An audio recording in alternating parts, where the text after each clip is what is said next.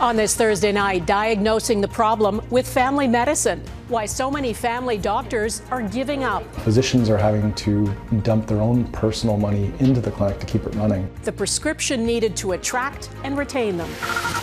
Broken promises. There was encouragement from the federal government. The Canadian companies collapsing after answering the plea to make pandemic products. A Global News investigation. Trump on trial. The date is set for next month. What a conviction could mean, plus why his entire business empire is at stake. And a bear's eye view. We were amazed. New understanding of the plight of polar bears using cameras on their collars.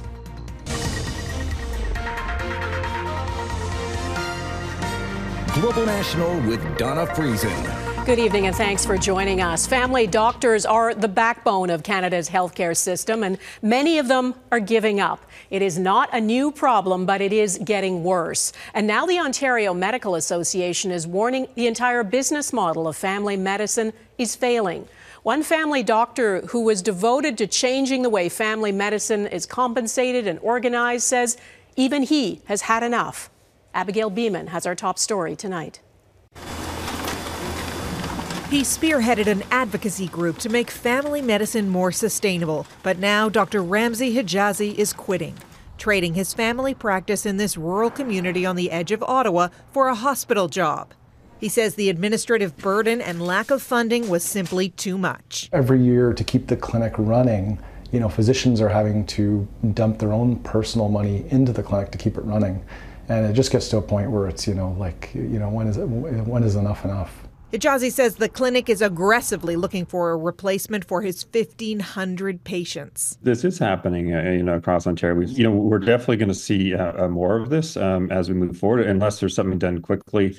The Ontario Medical Association is sounding the alarm, sharing stories from doctors like Hijazi who made the difficult decision to leave. I had even gone to the point of taking on an extra job 8 years ago. I've been working once a week, doing on-call work in a hospital overnight to try to make ends meet, and even that was not sufficient. Do you want me to have a look at it? Patients don't always realize family doctors are business people, and the Ontario Medical Association says they're working with a failed business model. Doctors spend an average of 20 hours of unpaid time on paperwork each week, and provincial fees aren't keeping up with inflation. You pay rent and you pay staff and you pay the IT team and everything to the toilet paper in the clinic.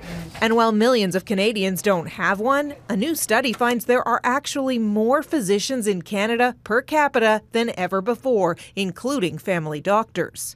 Paul Kershaw says an aging population is part of the explanation for the crisis and wants to see more investment in social spending. Things like childcare, things like affordable housing, things like poverty reduction, those help put out the sparks of ill health before they get out of control. And we've been neglecting that side of our health system, thinking that health started with medical care. The Ontario Medical Association warns between retention issues and the aging population, without changes, we're heading towards a perfect storm. Abigail Bimman, Global News, Ottawa. In Quebec, 2 women are dead and one is seriously injured after a stabbing just west of Montreal. Police were called to this apartment building just before noon. They found 3 victims with serious stab wounds. The woman who survived is in critical condition in hospital. A 44-year-old man who is known to police was arrested at the scene and taken to hospital with minor injuries. And police in Abbotsford, BC, are investigating how 2 teenagers were hit with a car yesterday afternoon. They believe the teens were intentionally run down, and a warning: the video is disturbing. Surveillance video shows 3 boys running as a vehicle driving at high speed heads for them. 2 of them were hit. They were taken to hospital and treated for minor injuries. Police say it appears the teens may have been playing pranks in the neighborhood before this happened. If it does prove that the youths were just playing Nicky Nicky Nine Doors, I guess any reasonable human would say this is an unacceptable response to that. The driver stayed at the scene and was arrested. Police are recommending charges of aggravated assault. Canadian manufacturers of masks and other personal protective equipment needed during the pandemic are suing the federal government, seeking more than $5 billion. They allege the government misled them. 15 companies that retooled in 2020 to make masks, respirators, and other protective equipment claim the government broke its promise to buy their products and bought from foreign firms instead. The companies allege that resulted in $88 million of investment losses, as well as a further $5.4 billion in projected lost opportunities over a 10-year period, because they claim the government also backed out of long-term contracts. The allegations have not been tested in court. A Global News investigation looked into one of the companies that did receive a significant federal contract during the pandemic. It's called BTNX, and it supplied rapid tests.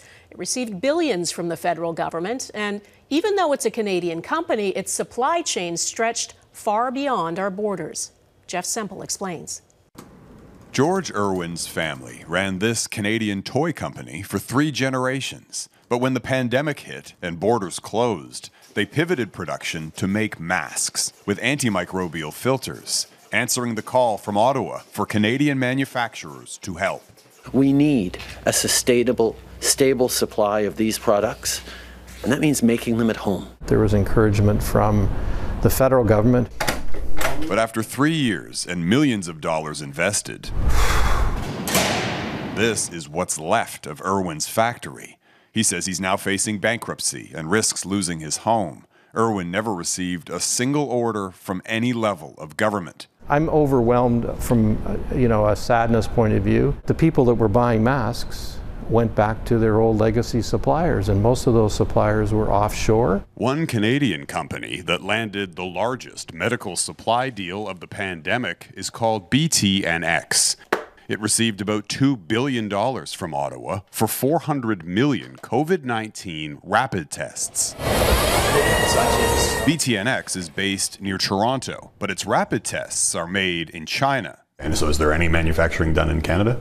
No. The company's CEO says when the pandemic hit, they found a Chinese manufacturer that was producing rapid tests. After winning the government contract, BTNX purchased this distribution center. The CEO says BTNX's 24 staff mostly handle sales and quality assurance. Manufacturing here, he says, is prohibitively expensive. We have some packaging capability here, but most of it is done in China. In its application to Health Canada, BTNX indicated its tests were made in China, but the company's distributors, meanwhile, described the test as engineered and designed in Canada. The company's website and press releases described itself as a Canadian manufacturer, which technically is true. Under Canadian law, if someone imports and sells a medical device under their own name and is responsible for labeling or assigning it to a purpose, they can call themselves a manufacturer. Companies will tend to call themselves what they feel is going to put them in the best position, in this case, probably to make a sale. But experts say Ottawa's decision to award the large contract to a company manufacturing in China raises questions about what the government knew or should have known. Federal officials admitted to Global News that before awarding the lucrative contract to BTNX, no one from the government ever visited the company's headquarters. At the time, it was a few small office units inside this business mall in North Toronto, with no manufacturing capacity. That type of due diligence doesn't take a lot to do, and when it's completely bypassed, there really is no excuse. Internal emails and communications from federal and provincial health officials revealed confusion, describing BTNX as having made early advances and produced a non-foreign workplace rapid test. Officials with Public Services and Procurement Canada told Global News in the scramble to secure pandemic supplies, they were short on time and options. But other local manufacturers say different. To be frank, of course, we were hoping for more.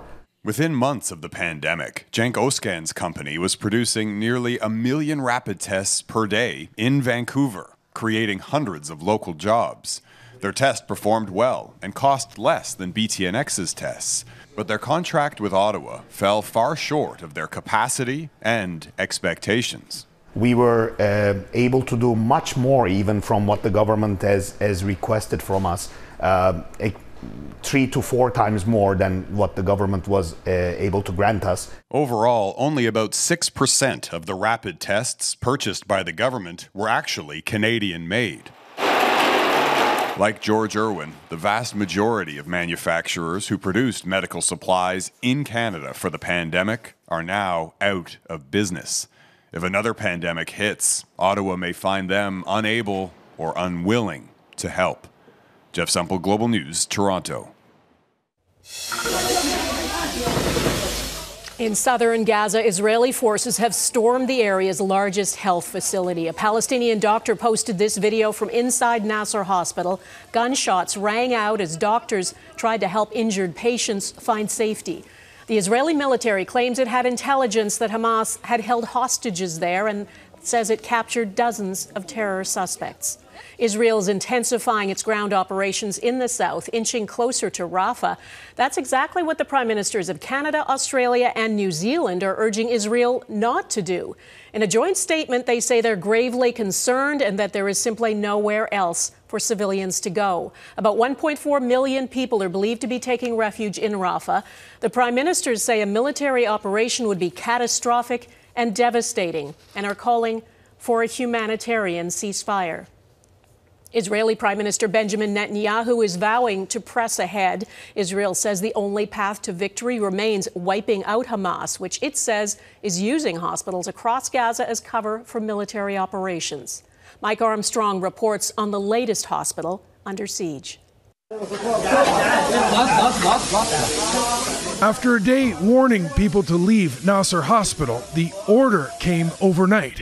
Israeli troops over loudspeakers telling those inside, according to witnesses, only those who couldn't walk were allowed to stay. This woman says she had planned on leaving in the morning, but that people were instead pushed out at 3 a.m. The Nasser hospital has been Gaza's biggest hospital still functioning. According to the Hamas-run health ministry, it had 450 patients and 300 staff. There were also thousands of others sheltering in the facility. The health ministry says some medical staff stayed behind with patients who couldn't leave, but that in some cases, patients were left alone. Hamas systematically uses hospitals as terror hubs. Now, the IDF spokesman says the operation was planned based on what he calls credible intelligence that Hamas was operating out of the facility. Rear Admiral Daniel Hagari says, according to sources, hostages were held at the facility and that some of their bodies may still be there. He says special forces went in to look. We seek no harm to innocent civilians. We seek to find our hostages and bring them home.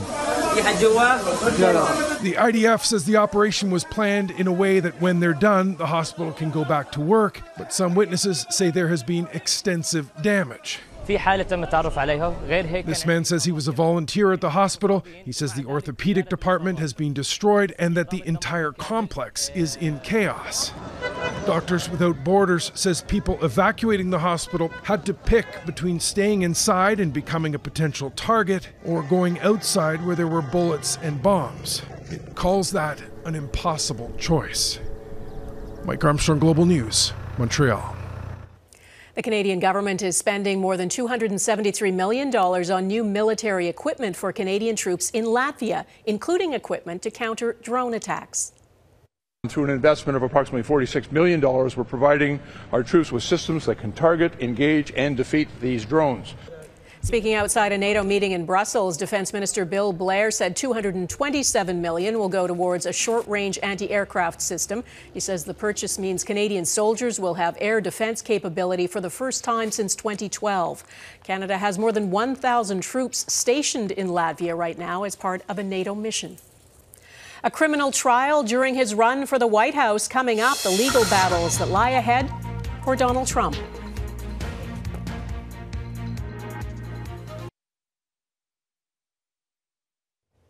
In the U.S., a judge in New York City has now cleared the way for Donald Trump's first criminal trial to proceed next month. It means the former president, who wants to be president again, could be convicted before November's election.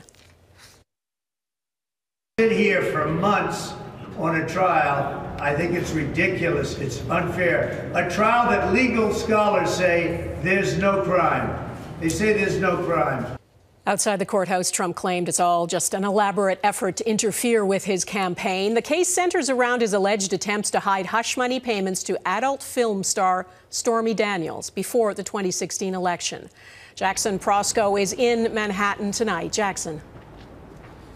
Well, Donna, Trump was seeking to have this case tossed out entirely. Instead, the judge set the start date for March 25th. We should point out this is not the most serious trial Trump faces, but it is going first by virtue of the fact that it's the first one that's ready to go at this point.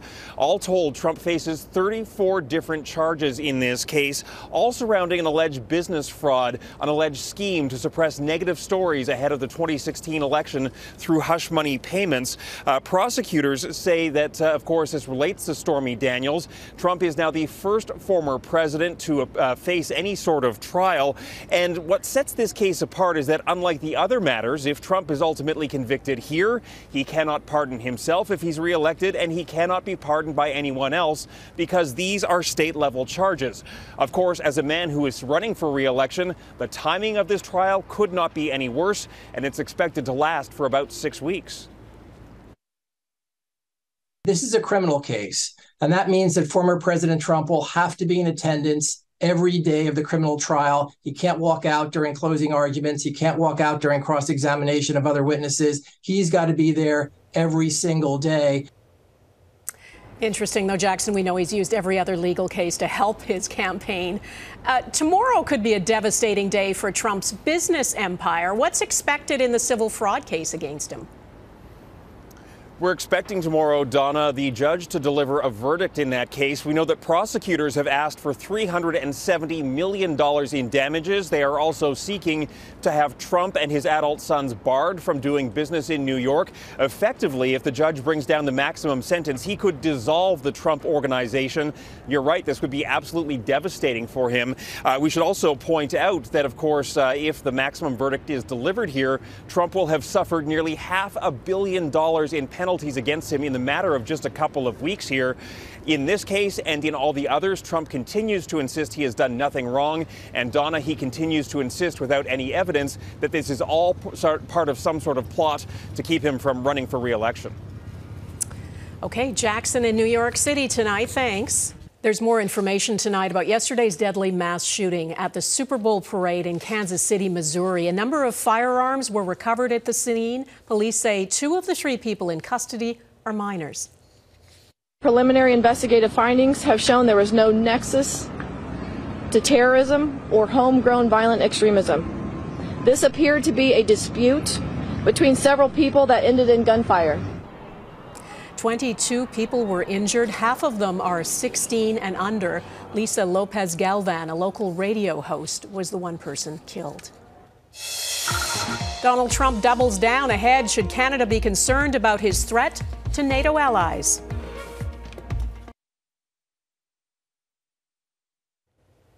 U.S. national security officials are looking into what they call a space-based anti-satellite weapon being developed by Russia. Concerns over a possible threat began last week when Russia launched a rocket carrying a top-secret military payload. The head of the U.S. House Intelligence Committee describes it as a serious national security threat. Former President Donald Trump has doubled down on his threat that if he becomes president again, he would not protect NATO allies against a Russian attack unless they increase their defense spending. The U.S. spends what it's promised, but as Eric Sorensen reports, Canada and most other NATO countries have long failed to meet their military spending targets. If they're not going to pay, we're not going to protect, okay? Donald Trump said it again Wednesday night, days after alarming allies with threats to those NATO countries falling short of spending targets and making clear he wouldn't stand in Russia's way. I would encourage them to do whatever the hell they want. You got to pay. The threat is very real for countries like Poland, who fear an eventual Russian invasion. Nie ma alternatywy dla NATO. There is no alternative to NATO, said Poland's President Donald Tusk. Many Europeans are flabbergasted by Trump's pronouncements. Let's be serious. NATO cannot be an alliance à la carte. It exists or it not exist. Trump doesn't seem to care. And so he's hostile to NATO. He thinks of NATO as either a country club or a protection racket where countries owe dues to either NATO or the United States. NATO's target for member countries is that each will strive to spend 2% of their GDP on defense. Of the 31 members, Poland and the U.S. lead the way, spending well over 3% of GDP. NATO says only 11 member states hit 2% as of last year, but says as many as 18 countries will reach that threshold this year. Canada is among those falling short, according to NATO, spending only 1.38% of GDP on defense last year.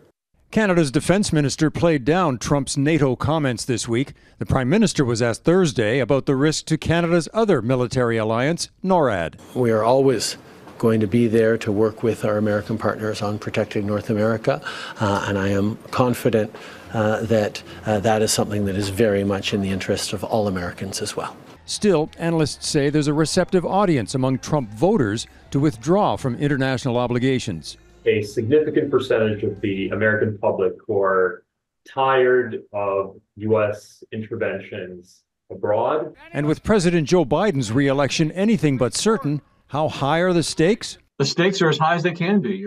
Our security, European security, have depended on the American commitment to come to their defense. And if Trump is president, that commitment is pretty much gone. Eric Sorensen, Global News, Toronto. On thin ice next, how polar bears struggle to find food as Arctic sea ice shrinks. 3, 2, 1, ignition, and liftoff. There goes another lunar mission. Texas-based Intuitive Machines launched its first lunar lander on a SpaceX Falcon 9 rocket. It's carrying 12 government and commercial payloads, and if everything works, it will touch down on the moon February 22nd. Back here on Earth, scientists are trying to better understand what rapidly declining sea ice is doing to polar bears. They're being forced to spend more time on land and change what they eat. To study their behavior, one research project used collar cameras attached to bears near Churchill, Manitoba. Jamie Dahl explains what they reveal. An intimate glance at the life of a creature that has intrigued the ages. A video diary from the view of the polar bear itself during the summer months on the shores and in the water of Hudson Bay. We were amazed by the diversity of behaviors. The U.S. Geological Survey put cameras on 20 bears over a 3-year period in Wapusk National Park. The bears wore the cameras for 3 weeks and were weighed before and after. The question was whether bears can withstand longer periods summering on shore by changing their behavior. Bears are seen eating birds and chomping on caribou carcasses. Some spent the summer lounging, while others went great lengths to find food, swimming up to 175 kilometers. 19 of the 20 bears in our study still lost weight, regardless of what was available to them or how they changed their energetics during that time. Since the 80s, life on shore for polar bears along western Hudson Bay has increased about 3 weeks due to shrinking ice. As their time on ice depletes, researchers are worried so will populations. There's nothing on land that's going to help them out. Polar bears exist because they have access to sea ice where they have access to seals to feed on. And that blubber-rich diet that they rely on is what makes it possible for that species to exist. The footage also gave a rare glimpse at the social nature of the mystical bears, like these 3 males hanging out together on land and in the water. They're not aggressive with each other. They appear playful in the water, interacting. It shows that they're very social. A heartwarming snapshot in a much bleaker, bigger picture that many are worried could have heartbreaking consequences. Jamie Dahl, Global News, Calgary. That's Global National for this Thursday. I'm Donna Friesen. Tonight's Your Canada is with Soyuz, BC. Thanks for watching. Bye-bye.